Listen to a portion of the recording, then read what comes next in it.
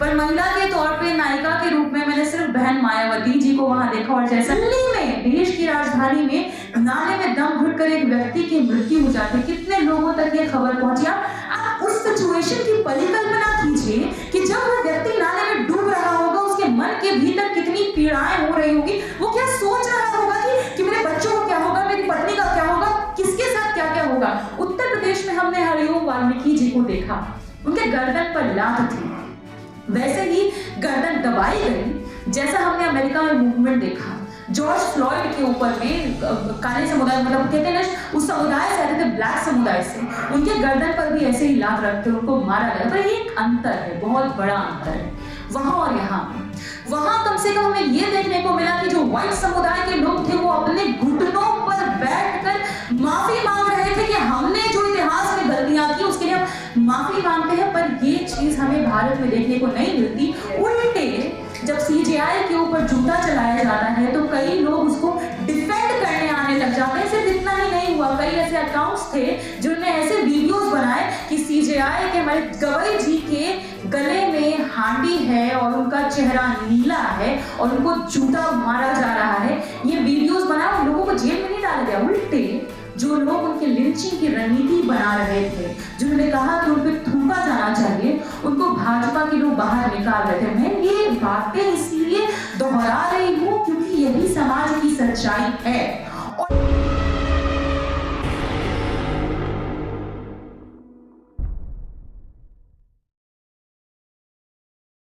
अपनी पत्नी सहित बाबा साहब ने अपने अनुयायियों के साथ में बौद्ध धर्म को अपनाया था, इसीलिए सबसे पहले मैं उसको आपको हार्दिक बधाई देती हूँ। दूसरी बात कि जिस कार्यक्रम के लिए हम यहाँ हैं, सामाजिक न्याय की मसीहा किताब के लिए आज हम लोग यहाँ पर हैं। और क्योंकि पहला शब्द ही है सामाजिक न्याय, तो हमको ये समझने की ज़रूरत है कि सामाजिक न्याय मतलब क्या है। बहुत ईजिली, बहुत आराम से नेता हो या कोई भी व्यक्ति हो बहुत आसानी से इसका इस्तेमाल करते हैं। सामाजिक न्याय क्या है? सामाजिक न्याय सबसे पहला सबसे पहले जिस व्यक्ति के बारे में, क्योंकि 20 लोगों के बड़े बड़े कहते हैं ना कि विचारक हुए, मसीहा हुए, उनके नाम है इस किताब में, उनके ऊपर चैप्टर्स लिखे गए हैं। पर किताब की शुरुआत ही हुई है राम मनोहर लोहिया से। राम मनोहर लोहिया की पुण्यतिथि हमने मनाई थी 12 अक्टूबर को। और राम मनोहर लोहिया इसको डिफाइन भी करते हैं कि सामाजिक न्याय क्या है। न बड़ों से बैर, न छोटों से नफरत, यही है सामाजिक न्याय। और इसी सामाजिक न्याय के विचारधारा को लेते हुए निगम जी ने जो किताब लिखी, 20 नायक नायिकाएं हैं।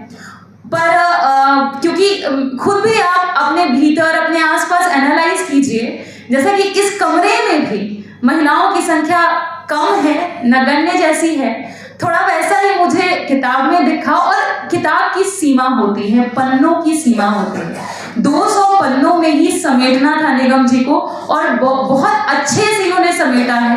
पर महिला के तौर पे नायिका के रूप में मैंने सिर्फ बहन मायावती जी को वहाँ देखा। और जैसा कि हमारे मॉडरेटर ने भी कहा कि बहुत सारे क्रिटिसिज्म भी आए और बहुत सारे कहते सुझाव भी आए। सुझाव में ये था कि आप फूले दंपत्ति को जोड़िए, और बिना बाबा साहब के, बिना भीमराव अम्बेडकर के सामाजिक न्याय की परिकल्पना ही अधूरी है। और साथ ही साथ क्योंकि ये किताब शुरू हुई तो जो पहला पन्ना ही मैंने पढ़ा, अच्छा लगा ये देखकर कि निगम जी ने किताब को अपनी पत्नी को डेडिकेट किया है। इसके लिए आपको बहुत बहुत बधाई। और साथ ही साथ क्योंकि इस किताब में जैसे जैसे आप चैप्टर्स पढ़ेंगे बहुत सारी चीजें निकल करके आएंगी। पहला, अगर आप सारे वाक्य तो हम जिस पर चर्चा नहीं कर सकते, लेकिन एक घटना जो बहुत इंटरेस्टिंग है, जो मुझे लगता है कि आज के नेताओं को उससे सीख भी लेनी चाहिए, हम लोग उस रास्ते पर चल भी सकते हैं। जैसे चौधरी चरण सिंह, खुद किसान समुदाय के लिए सबसे ज्यादा अगर वोकल इस देश में कोई हुआ, कोई लड़ा, तो वो चौधरी चरण सिंह जी थे। वो खुद, क्योंकि आज देखिए मैं बिहार से हूँ और मैं ये कहे बिना रह ही नहीं सकती कि चाहे थाना हो चाहे ब्लॉक हो, बिना भ्रष्टाचार के एक आधार कार्ड तक पास नहीं हो रहा है। इसी तरह की परिस्थिति तो पहले भी रही। चौधरी चरण सिंह जी खुद थाने पहुंच गए थे ये कहते हुए थानेदार को कि मेरा पॉकेट मार लिया गया है, मेरे पास पैसे नहीं है, मुझे भैंस खरीदना था और थाने में उनकी रपट नहीं ली जा रही थी। फिर किसी ने आकर उनको कहा, अरे कुछ पैसा जमा कीजिए, काम हो जाएगा। उन्होंने 35 रुपये उनको दिए और उसके बाद कहा गया अच्छा दस्तखत करिए। मोहर लगाया, उन्होंने लिखा था चौधरी चरण सिंह। पूरे थाने में हड़कंप मच गया कि अच्छा ये चौधरी चरण सिंह जी हैं। और इस तरह से वो खुद वहां पहुंचते हैं। पहुंच करके उन्होंने थाने में ये खुद समझा कि जनता किस चीज से गुजर रही है, कितनी विभत्स परिस्थिति है। और ये आज भी किया जा सकता है, बहुत आसानी से किया जा सकता है, मुश्किल नहीं है। पर जब सामाजिक न्याय की बात होती है, बहुत बड़े बड़े नायक नायिकाओं को इन्होंने उस किताब में सम्मिलित किया है, चाहे वो जयप्रकाश जी हो, चाहे वो वीपी सिंह हो, बिंदेश्वरी प्रसाद मंडल जी हो, लालू जी हो, कांशीराम हो, मायावती जी हो, मुलायम सिंह जी, अखिलेश जी हो, राहुल जी हो और तेजस्वी जी हो। और सबसे इंटरेस्टिंग जो मुझे लगा वो ये था, किताब शुरू हुई राम मनोहर लोहिया पे और पहली किताब, क्योंकि मैं मान रही हूँ कि अगली किताब भी जरूर आएगी, तो जो लास्ट चैप्टर है वो तेजस्वी जी पर अंत हुआ है। तो मुझे ये देख करके खुशी भी हुई, क्योंकि इतनी कम उम्र में जो तेजस्वी जी ने काम किया है वो काबिल तारीफ है। इसलिए कहती हूँ क्योंकि 17 महीने का कार्यकाल कोई बहुत बड़ा कार्यकाल नहीं होता है। हमने प्रधानमंत्री को जी को देखा, 11 साल से प्रधानमंत्री हैं। पर मैं मानती हूँ कि अगर आप तेजस्वी जी को, उम्र बहुत ज्यादा नहीं है, पर आप तेजस्वी जी को खड़े कीजिएगा प्रधानमंत्री जी के सामने, प्रधानमंत्री जी बहुत बहुत बहुत छोटे नजर आते हैं। काम आपको कहते हैं ना कि एक दूसरे से अलग बनाता है। जहां एक तरफ आप नफरत वाली भाषा देखते हैं प्रधानमंत्री जी के मुंह से, वहीं दूसरी तरफ तेजस्वी जी हैं सर्व समाज को साथ लेकर चलने वाले। हाल ही का मैं एक पॉडकास्ट सुन रही थी, वहां वो खुलकर बोले कि हम कर्म के आधार पर किसी को श्रेष्ठ मानते हैं, जन्म के आधार पर नहीं। पर आप वहीं देखिएगा, मोदी जी ने किताब लिखी जिसकी कुछ ही प्रतियां मार्केट में आई, क्योंकि तब तक क्रिटिसिज्म आ चुका था। उस किताब का नाम था कर्म योग। उस किताब में उन्होंने लिखा कि जो वाल्मीकि समुदाय है, वो लोग हैं जो नाले साफ करते हैं, नालियां साफ करते हैं, उन लोगों को कुछ आध्यात्म की प्राप्ति होती होगी, किसी तरह का स्पिरिचुअलिटी का एक्सपीरियंस होता होगा, इसलिए वो ऐसा कर रहे हैं। ये सोच अपने आप में सामाजिक न्याय विरोधी सोच है कि जो व्यक्ति नाले में उतरा, आप कह रहे हैं कि उसको बहुत खुशी मिलती होगी।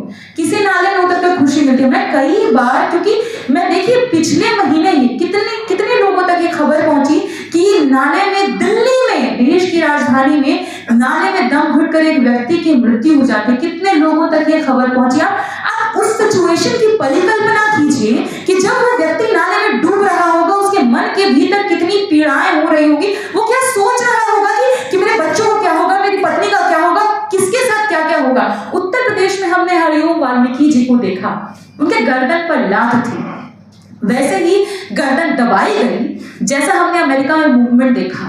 जॉर्ज फ्लॉयड के ऊपर में काले समुदाय, मतलब कहते हैं ना उस समुदाय से आते थे, ब्लैक समुदाय से, उनके गर्दन पर भी ऐसे ही लात रख के उनको मारा गया। पर एक अंतर है, बहुत बड़ा अंतर है वहां और यहाँ में।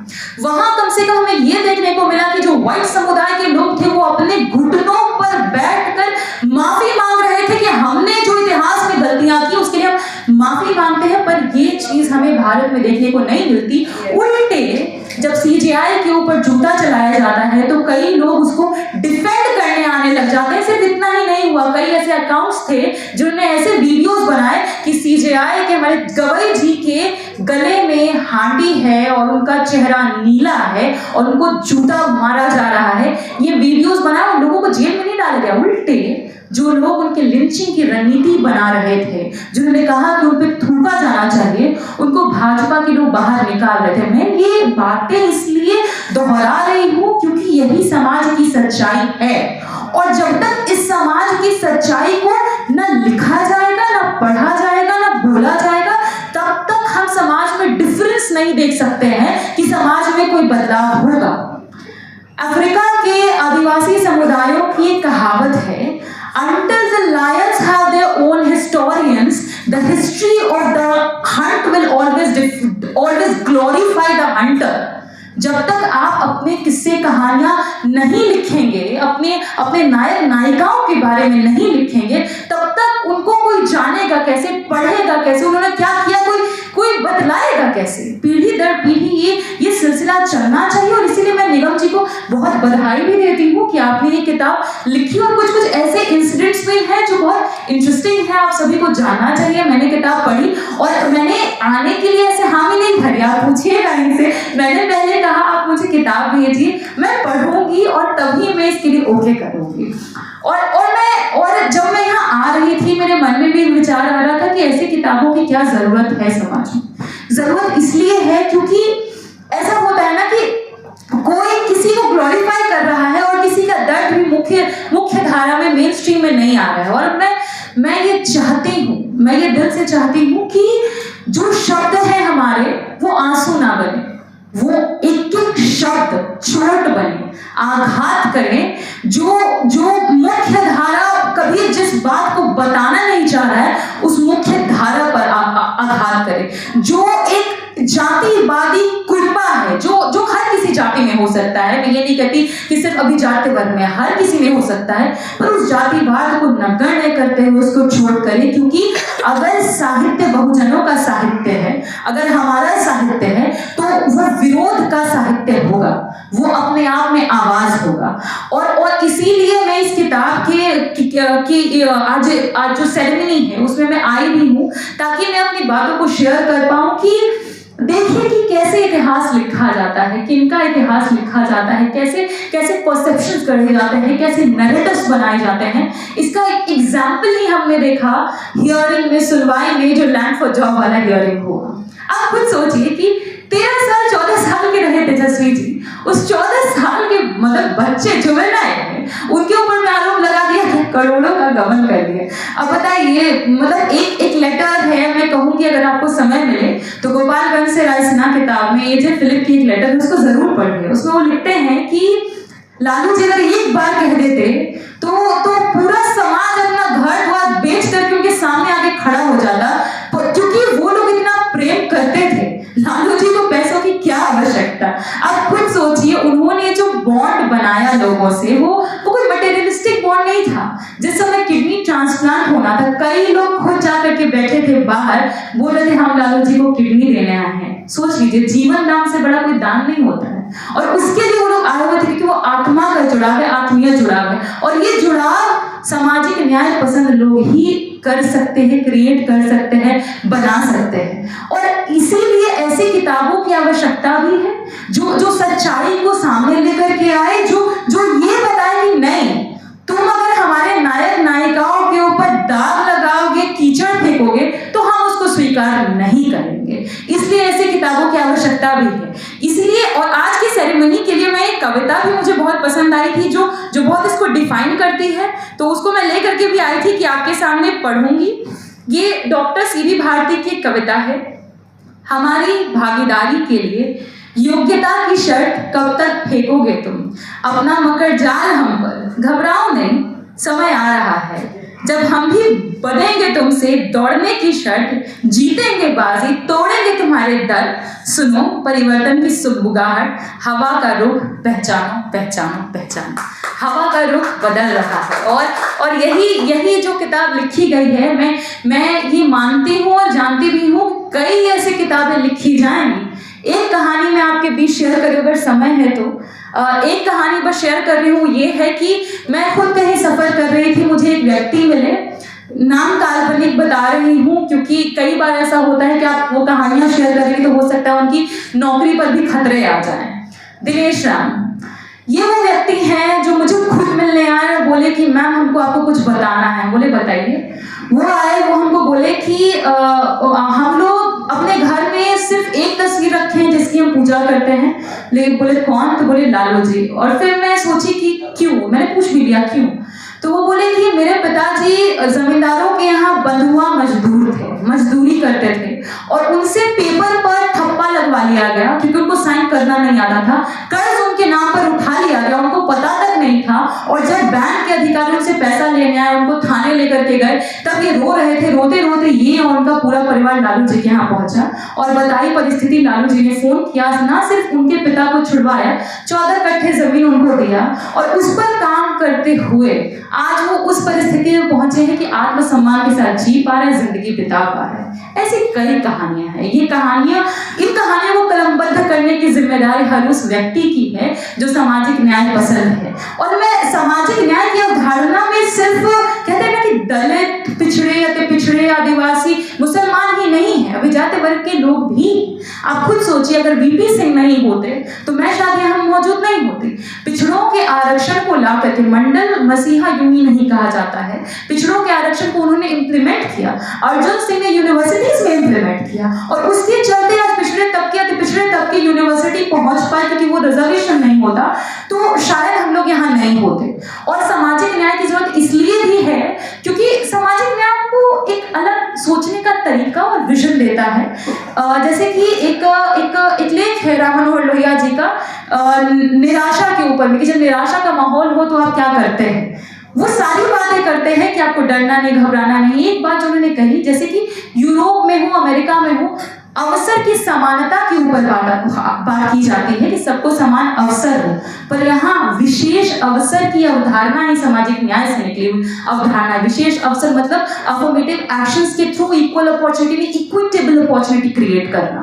तो ये काम सामाजिक न्याय पसंद लोग ही कर सकते हैं। तो मेरा यही मानना है कि जिन 20 लोगों के नाम है, जिसमें सिर्फ एक महिला है, बहन मायावती जी, जिनका दिल से बहुत मैं सम्मान करती हूँ, और बहुत मजबूत महिला है। वो तस्वीर इतिहास की सबसे इंपॉर्टेंट, सबसे मजबूत तस्वीर है, जब वो अंदर घुस रही होती है सदन में और सभी लोग उनके सम्मान में खड़े होते हैं। मैं चाहती हूँ कि ये तस्वीर हर बार इस देश में देखी जाए, इस तरह की तस्वीरें, जब महिलाएं आगे निकले, वंचित तबका आगे निकले और सभी लोग ससम्मान खड़े हों। तस्वीर बदले, सिर्फ ऐसा ना लगे कि एक महिला है, क्योंकि इसमें देश, मतलब क्या देश छोड़े, पूरी दुनिया की सबसे क्रांतिकारी महिला फूलन देवी जी इसमें नहीं थी। इसमें कुछ चीजें हैं जैसे कि जो बहुत मेन स्ट्रीम जैसी लगती हैं, जैसे कि एक बात भी लिखी हुई थी, बहुत कुछ बातें जिसमें डिसएग्री भी करती हूँ, पर ये एक खुशी का पल है कि हम ऐसी किताबें देख पा रहे हैं। और मैं उम्मीद करती हूँ कि निगम जी और हम लोग सभी लोग ऐसी कहानियों को कलमबद्ध करेंगे, अपने नायक नायिकाओं को कलमबद्ध करेंगे, उनको लिखेंगे। सामाजिक न्याय के मुख्य धारा जो है उनमें अपने नायकों के इतिहास को भी जोड़ेंगे, वरना जिनके हाथों में इतिहास लिखने